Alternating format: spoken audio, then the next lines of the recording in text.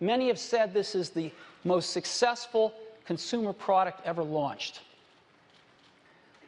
Over 90% market share, and our competitors were just flummoxed.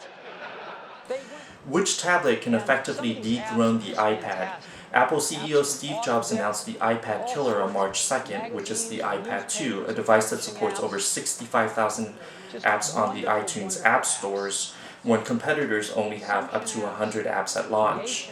The iPad 2 will be competing with the Research in Motion BlackBerry Playbook, which runs on the BlackBerry Tablet OS, the HP TouchPad with WebOS, which supports multitasking and embedded flash videos, along with Android 3.0 Honeycomb tablets such as the Motorola Xoom and other Android tablets such as the HTC Flyer. How does the iPad 2 stack up to these devices? Let's find out.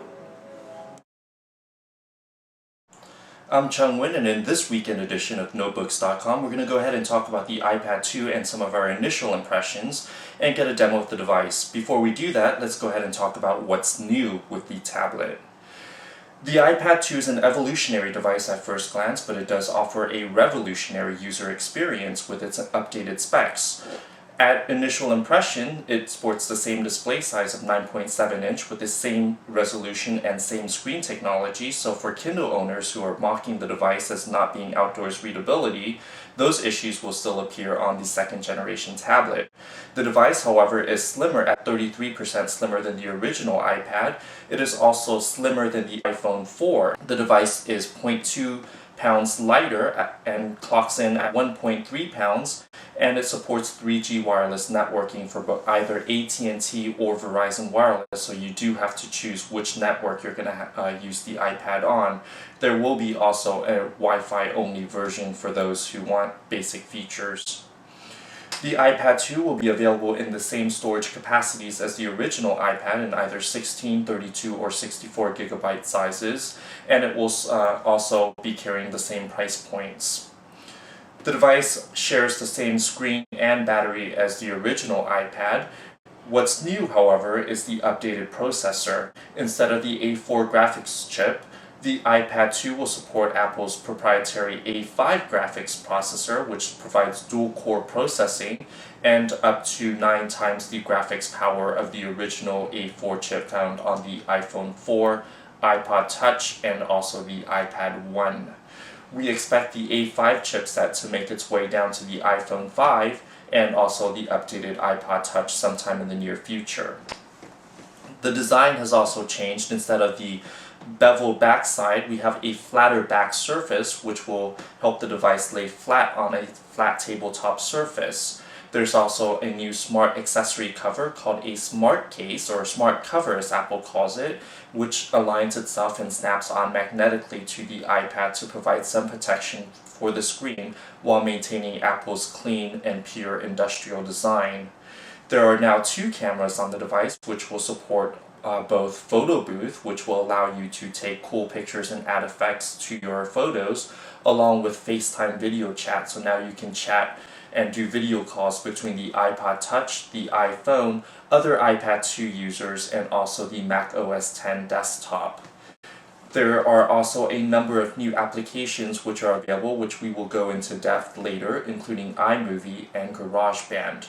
Let's now talk about some of these other apps. The screen is the same 9.7-inch display of the original iPad. The device has 2 cameras, one on the front, which is a VGA camera, and then the rear camera can do 720p HD resolution.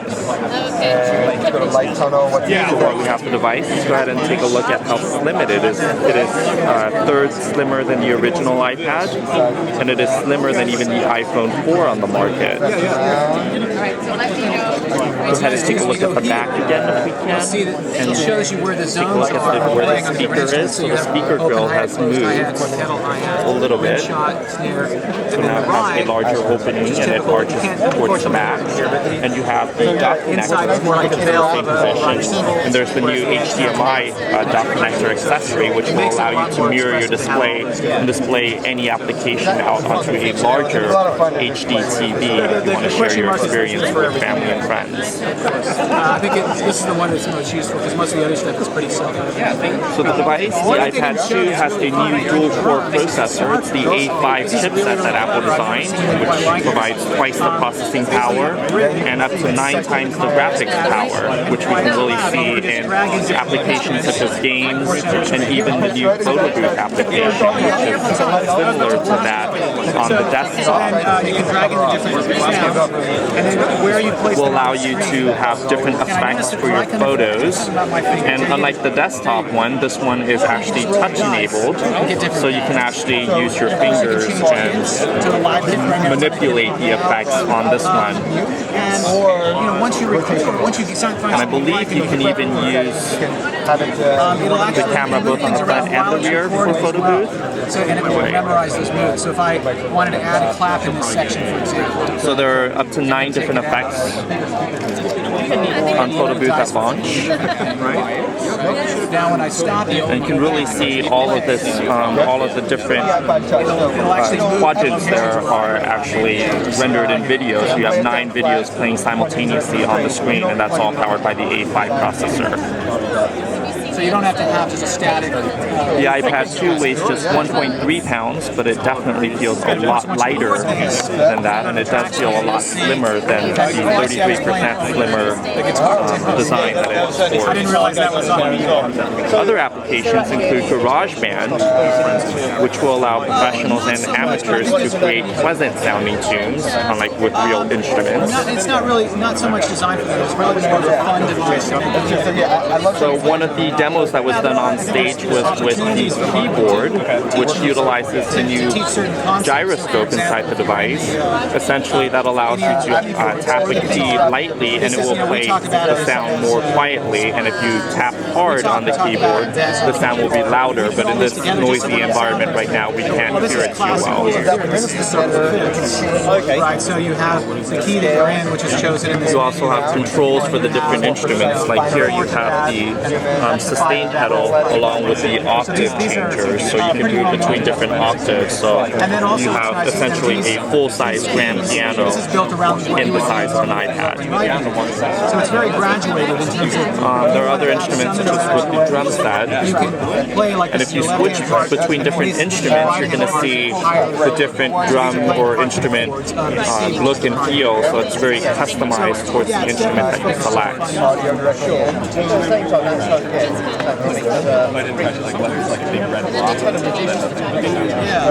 I think what's really important for those who don't have music backgrounds, I believe it's called Simple Instruments. So having such a very basic and simple way to go in here.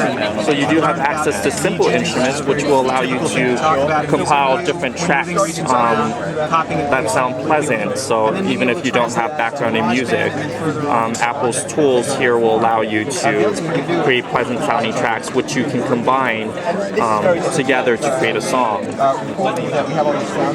Very different to the app that's on the Mac. So just tapping it and combining all the different notes and chords together will give you a track, and then the various tracks, you combine different instruments inside the tracks to get your own song. And there are up to 8 tracks for a song that you can use in GarageBand. Can we see an example of that? This is one I wish we demoed on stage. So this is the Simple Guitar. And we're currently recording what we're playing right now on the Simple Guitar. So the sampler is a classic technology. So that's the first track, and then you can go ahead and add in drums or piano to get additional tracks. Let's try the sampler one more time. You remember, I don't want to date myself or you, but you remember the movie Ferris Bueller? Yeah, absolutely. You know, you remember the classic, you know, he records it's like a few right. So you can do the same thing here. And then you can time when the different tracks start and stop, so you have a compilation together. You know, of course you could take, and you can go into your samples here. So this is GarageBand, which will be native to the iPad. And now I've got Another new app is iMovie, which will be a universal app, which is available for both iPhone and the iPad, which will allow you to edit nice things in here for, and precisely edit movies and clips on the iPad or even within the iPhone. keyboard, You have different themes two things. One called to add different effects to your movie. My keys to keys that are only within. And you also have theme songs and transition music along with the movies that you're going to create. The arpeggiator is another classic technology that we're bringing to You can actually You can record. go ahead and add in songs from your iTunes album, it looks like, or some preloaded songs as well. a repeated pattern. So again, all those things And you can have you to be able to do things. There's a precision editor function which will allow you to pinch out. It's quite deep for something Okay, well, we're going to go in the offer, shorten it up, then come to, Which will give you a more precise Usually what we found is that in schools and places way to edit your clip and merge them together. support the recording, retail store. pick up line, whatever. And then you can crop and trim your clip as you need to. They'll do something. We're not so much the fun side of it, but we're on the sort of on the music. So let's go ahead and play back our movie, and we can go ahead and play it back in full screen rather than look at the video editor. You should be doing that. And all the themes and music and effects are applied here. It comes across iTunes library. The great part about this is that you can go ahead and share this video experience that you've just created with friends and family, either on the larger screen display via the HDMI cable, or I tell you, one of the things that's really been fun is through AirPlay. people that normally don't think of this.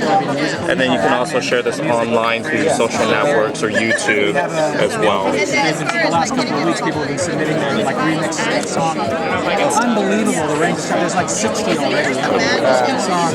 Some other cool stuff. It's very vindicated and it has enough in it to be Tap and hold. Preview. Viewer. Great, well, thank you very much. Give you these back. No, this actually is always You've been getting some free impressive. when you tap one, So to share it with different networks, such as YouTube, Facebook video, or CNN iReport, The case over there, which all you would have to do is click one of the options and log in with your credentials. see what else project well, that's the thing. I So we now have things from Black. and Michael wanted to down to that. Yeah, project. Also, Another app which is available is say FaceTime, I turn my theme music off, and I turn background music off. and this is the screen that you get, so you can add in contacts via their email, and they would show up here on the right side, and then the video preview would happen on the left side, and this can be in either portrait or landscape, thanks to the use of the gyroscope. I was at the airport and literally I came through security and the guy next to me had one of the black case knives and I was So now we're fairly connected. certain that I knew which one was mine, but I'm like, excuse me, can you open up your case and make sure?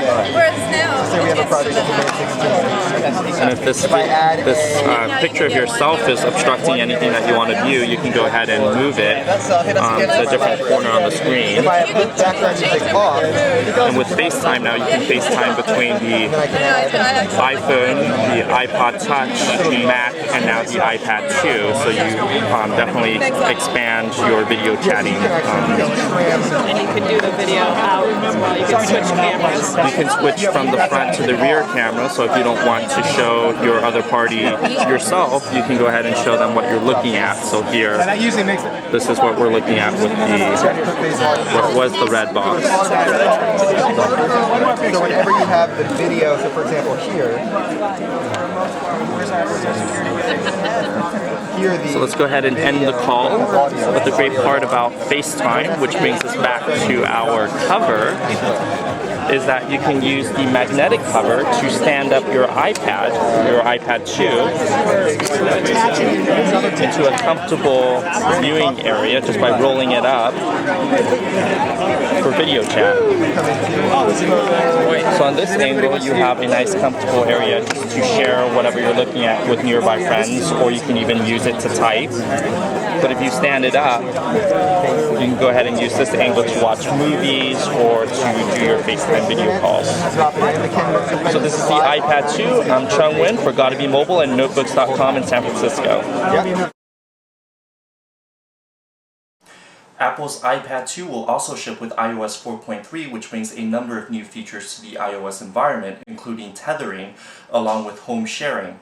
The first feature, tethering, is specific to the iPhone 4, but it will also benefit the iPad 2 owners in that you can share your iPhone 4's AT&T or Verizon Wireless's mobile broadband network with your iPad 2, so you don't need a separate data plan if you don't want to purchase one. What I would recommend iPad 2 owners is to purchase the 3G version, which will give them the benefit of having GPS capabilities, for instance for using it in their cars as a navigation solution or with location-based services. The 3G version will cost $130 extra on top of the price of the iPad 2. I specifically would recommend users to purchase the AT&T 3G GSM version rather than the CDMA Verizon version, because AT&T's 3G is a little bit faster than Verizon's 3G, along with the fact that AT&T's GSM iPad 2 will be compatible in more countries internationally for those who travel abroad. With the GPS solution, users can benefit with car kits such as ones from ProClip USA, and solutions for software such as those from Navigon, which provides excellent turn-by-turn navigation. With home sharing, the iPad 2 will essentially be able to do sort of the opposite of what AirPlay does today, in that you would, rather than push your content from the iPad 2 out to a TV via Apple TV, you can actually pull content from your home computer onto the iPad 2, so you don't need to store your music or photos directly on the iPad 2, and you can go ahead and watch movies that are already stored on your network-connected Mac desktop if you're in the same home network. What home sharing does is it will open the doors up for rumored cloud-based services from iTunes and MobileMe that Apple is supposedly working on. Apple is rumored to be working on a cloud-based storage solution that will allow users to stream their purchased music, videos, and movies from the cloud to their iPod 2 devices or iOS devices in the future. Another optional accessory that you can get for the iPad 2 is an HDMI output connector, which connects to the dock connector at the bottom of the iPad 2. That will allow you to not only watch video and other content on a big screen HD TV, but you can also mirror the iPad 2's display, meaning that you will have access to not only your home screens, but games, videos, and other apps. So that way you can not only play games and use the iPad 2 as a large controller and also as the console for your games, but you can also browse the web and access your email on a larger display. The iPad 2 will be entering a very highly competitive tablet market that's not only dominated by PC industry veterans such as HP and Lenovo, but will also be competing with other smartphone makers such as Motorola, HTC, LG, and Samsung. In the tablet space, Apple is following its traditional fashion in not releasing specific specs on the device. They're rushing in, and they're looking at this as the next PC. The hardware and the software are done by different companies, and they're talking about speeds and feeds, just like they did with PCs. Experience in every bone in our body says that that is not the right approach. In fact, the company didn't even release specs on RAM. It only says that the Apple is powered by a dual-core gigahertz processor. Apple is defining, as I've written on Gotta Be Mobile, itself as a software and not a hardware company in the tablet market, as it has done before with the PC market. CEO Steve Jobs says that the iPad 2 will compete based on its user experience with over 65,000 tablet-specific apps. So while the iPad 2 feels like an evolutionary upgrade with incremental changes, the overall user experience is definitely worthy of an upgrade, especially for iPad 1 owners. If you haven't owned an iPad before, I would highly suggest you go out and try the iPad 2 and perhaps purchase one yourself. Combined with the A5 processor, which offers dual-core processing power along with 9 times the graphics capability of the original iPad, the user experience on the tablet is very smooth and fast. In fact, web pages loaded fast, games were rendered in very high quality, and you can definitely see the graphics details in such games as Infinity Blade. Compared to the Motorola Xoom Android 3.0 tablet, which boasts its competitive feature as supporting Adobe Flash, that tablet doesn't have Flash preloaded at launch and won't be coming for another couple weeks. While Apple has shunned Flash in the past, its support for HTML5 is highly impressive, and a number of websites with HTML5 videos will play on the iPad, whereas on the Motorola Xoom, including YouTube's own video, would not play in the web browser despite having HTML5 support. So here the iPad 2 definitely shows its power over the Xoom in both web browsing and also in the number of apps available for the tablet market. In conclusion, the iPad 2 will be the tablet to beat in 2011. Compared to the Motorola Xoom, which our own writers and others on the internet have called a beta product, the iPad 2 is a very refined product and offers a very polished user experience, both on the graphics side and on the user interface side. The device is fast, it supports a lot of features that are missing from other tablets, including app support, and also includes a number of features such as software like iMovie and GarageBand, along with the iWork Studio that makes the iPad 2 a very productive device, including its ability to be a consumer-centric content consumption device. So in general, if you haven't owned an iPad, the iPad 2 would be the device to get. If you've owned the iPad 1 in the past, now would be the time to sell your original iPad 1 and get ready to buy the device, which will be available in both black and white on March 11th in the US. CEO Steve Jobs said that the iPad 2 will be making its way around the globe and will be available in 26 countries a week after the US debut. From every one of us at notebooks.com and Gotta Be Mobile, I'm Chung Nguyen. Thanks for watching, and today's a great day to be mobile.